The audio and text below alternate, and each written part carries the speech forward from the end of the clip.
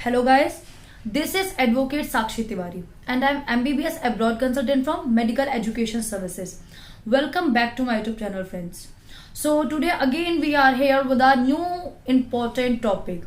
आज का जो टॉपिक है वो सबसे ज़्यादा इम्पोर्टेंट है क्योंकि आज का जो टॉपिक है वो काफ़ी डाउटफुल है स्टूडेंट्स के लिए जो MBBS अब्रॉड को प्लान कर रहे हैं या प्लान कर चुके हैं. आज का जो टॉपिक है वो हमारा है NMC न्यू गैजेट. हाँ जी, आज हम न्यू गैजेट जो आपका NMC का आया हुआ है इसके ऊपर डिस्कस करने वाले हैं. इसके पॉइंट्स क्या हैं, ये किसके ऊपर एप्लीकेबल होने वाला है और ये क्या पॉइंट्स हमारे लिए हैं जो अब हमें फॉलो करने पड़ेंगे. तो आज हम सारे पॉइंट्स डिस्कस करने वाले हैं. But before I start I just want to say one thing. If you think that is the informative topic, please hit the like button on this video and please subscribe our channel as well as, ताकि आप लोगों के पास ऐसी ही regular updates आती रहें.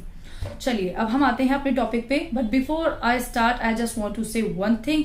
If you think that is the informative topic, please hit the like button on this video and please subscribe our channel as well as, ताकि आप लोगों के पास ऐसी रेगुलर अपडेट्स आती रहे. चलिए तो अब हम आते हैं अपने टॉपिक पे. हमारा जो टॉपिक है वो है NMC बिल. और NMC बिल कुछ इस तरीके का एक बिल आया हुआ है, जो NMC का जो गैजेट आया हुआ है जो कि आप सब देख सकते हैं. तो इस तरह का कुछ गैजेट हमारे पास आया है जो कि 18 नवंबर को आया है NMC की तरफ से. ठीक है, 18 नवंबर को आप लोगों को ये बिल हमारे मेडिकल जो फॉरेन ग्रेजुएट्स हैं उनके लिए दिया गया है, जिसमें मैं आप लोगों को फोर्थ पॉइंट डिस्कस करना चाहूंगी जो कि आप लोगों को स्क्रीन पे भी शो हो रहा होगा. आपका फोर्थ पॉइंट कहता है grant of permanent registration to foreign medical graduate. तो ये किसके ऊपर हो रहा है ग्रांट सबसे पहले, और इसमें क्या क्या पॉइंट्स हैं हम इसकी बात करते हैं. जो फोर्थ पॉइंट का आपका एक पॉइंट है वो कहता है undergone a course leading to foreign medical degree with minimum duration of 54 months. हाँ जी, हमारा जो फर्स्ट पॉइंट कह रहा है कि अगर आप किसी भी कंट्री को प्लान कर रहे हैं MBBS के लिए या किसी भी यूनिवर्सिटी को प्लान कर रहे हैं, सो आपका जो कोर्स ऑफ ड्यूरेशन है वो एटलीस्ट 54 मंथ्स का होना चाहिए. हाँ जी, 54 मंथ्स का कोर्स ऑफ ड्यूरेशन आपका होना चाहिए, अदरवाइज आपकी डिग्री इंडिया में वैलिड नहीं रहेगी जब आप MBBS करके आते हैं. तब 54 मंथ्स का आपका टाइम पीरियड होना कंपल्सरी है, मैंडेटरी है. ठीक है, अब हम आते हैं अपने सेकेंड पॉइंट पे. ए का जो सेकेंड पॉइंट है वो कहता है undergone an internship for a minimum duration of 12 months in the same foreign medical institution. हाँ जी, ये हमारा सेकेंड पॉइंट कह रहा है कि जब भी हम फॉरेन की किसी भी कंट्री को या किसी भी यूनिवर्सिटी को प्लान कर रहे हैं, आप जिस भी कंट्री में जा रहे हैं वहां पे आपका जो इंटर्नशिप प्रोग्राम है वो आपको सेम इंस्टीट्यूशन से, दैट मीन्स सेम कंट्री से और सेम यूनिवर्सिटी से भी करना कंपल्सरी है. हाँ जी, दैट मीन्स कि अगर आप जहां से भी डिग्री ले रहे हैं अपने MBBS की, वहां के सेम इंस्टीट्यूशन से आपको इंटर्नशिप भी करनी पड़ेगी. ये आपका सेकेंड पॉइंट कह रहा है. अब हम आपके थर्ड पॉइंट को डिस्कस करते हैं. जो थर्ड पॉइंट है वो है received a foreign medical degree with medium of instructions in English. हाँ जी, ये जो आपका थर्ड पॉइंट है डेफिनेटली वो आपका जो थर्ड पॉइंट कह रहा है कि जो आपकी इंस्ट्रक्शन है, जो आपका मीडियम है वो शुड बी इन इंग्लिश होना चाहिए. अदर लैंग्वेज अगर आप लोग डिग्री में पढ़ाई कर रहे हैं तो आपकी डिग्री इंडिया में वैलिड नहीं रहेगी. मैक्सिमम कंट्रीज में जो आपकी कोर्स ऑफ मीडियम है वो ऑलवेज इंग्लिश ही होता है. ये पॉइंट ज्यादा आपको इफेक्ट नहीं करेगा. बट हाँ, ये पॉइंट आपका जरूर है कि आप लोगों की जो डिग्री है वो आपकी इंग्लिश में होनी चाहिए. कोर्स ऑफ ड्यूरेशन जो आपका पूरा है, जो भी आप 5 ईयर या 6 ईयर कंट्री प्लान कर रहे हैं, ऑलवेज शुड इन इंग्लिश होना चाहिए. ये आपका थर्ड पॉइंट कह रहा है. आपका जो फोर्थ पॉइंट कह रहा है वो है study the mandatory subject specified in the schedule first. हाँ जी, ये आपका फोर्थ पॉइंट कह रहा है कि जो शेड्यूल फर्स्ट के जो सब्जेक्ट्स हैं जो आप लोगों को स्क्रीन पे शो हो रहे होंगे, और मैं आप लोगों को उसको बताऊंगी भी कौन से सब्जेक्ट्स आपके हैं. शेड्यूल फर्स्ट के जो भी सब्जेक्ट्स आप लोगों के हैं वो आप लोगों के जो भी कोर्स ऑफ ड्यूरेशन है, कोर्स ऑफ मीडियम है, जो भी कोर्स ऑफ टाइम है, उसमें आप लोगों के ये सब्जेक्ट्स कंपल्सरी हैं. शेड्यूल फर्स्ट के जो भी सब्जेक्ट्स आप लोगों को दिए जा रहे हैं, जो आप लोगों को स्क्रीन पे शो हो रहे हैं, वो सब्जेक्ट्स आप लोगों को पढ़ना कंपल्सरी है. अदरवाइज अगर आप इन सब्जेक्ट्स को नहीं पढ़ते हैं तो आपकी डिग्री इंडिया में वैलिड नहीं रहेगी. ये आपका फोर्थ पॉइंट है जो आपका क्लियर हो चुका है. अब आते हैं हम लोग सब्जेक्ट आपके कौन कौन से शेड्यूल फर्स्ट में हैं. जो आपको स्क्रीन पे भी शो हो रहे होंगे और मैं आपको भी शो कर देती हूँ। आप लोग देख सकते हैं, मार्कर रखा है मैंने इसमें, आप इसको देख सकते हैं कि जो इसमें शेड्यूल फर्स्ट है, इसमें कौन कौन से आपके सब्जेक्ट्स हैं जो आप लोगों को पढ़ना जरूरी है।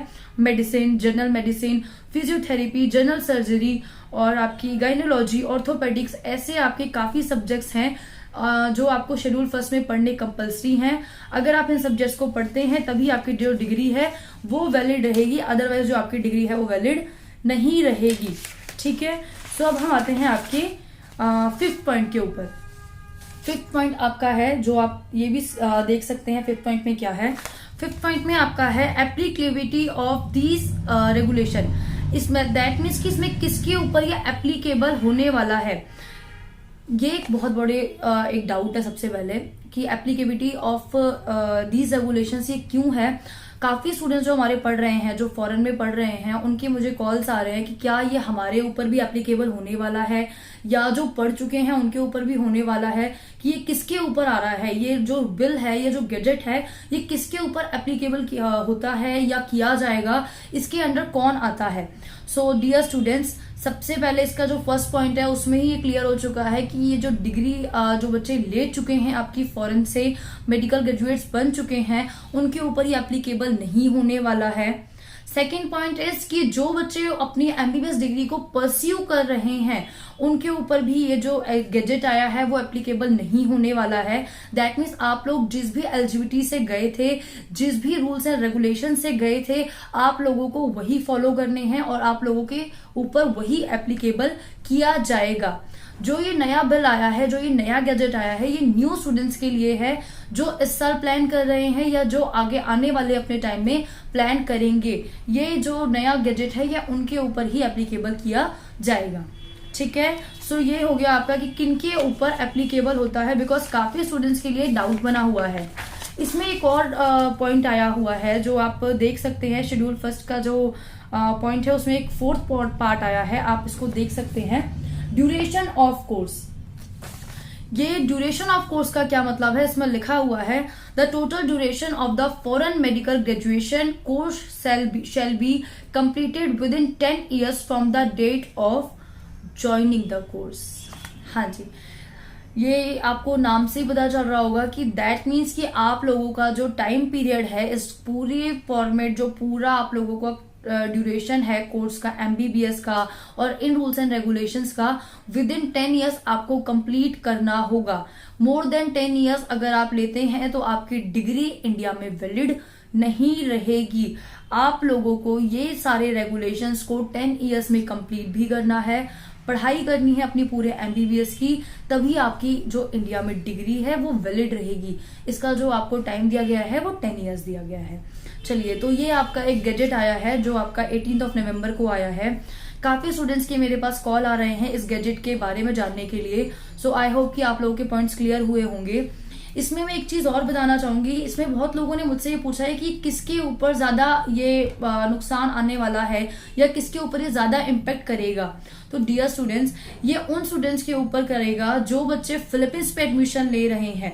फिलीपींस में थोड़ा सा एक प्रॉब्लम आया है, specially for the without need students. Without need students के लिए क्यों आया है, इसमें एक पॉइंट मैंने क्लियर किया हुआ था कि आप लोग जिस भी एमबीबीएस के लिए जो भी कंट्री या यूनिवर्सिटी प्लान कर रहे हैं, सेम इंस्टीट्यूशन से आपको डिग्री कंप्लीट करनी है। और फिलीपींस की कुछ यूनिवर्सिटीज ऐसी हैं जो आपका यहाँ पे 1.5 साल का बीएस कोर्स आपके इंडिया में कराती हैं, जो चेन्नई और पुणे के कैंपस में होते हैं, और आफ्टर दैट एमडी प्रोग्राम आप लोग फिलीपींस में करते हैं।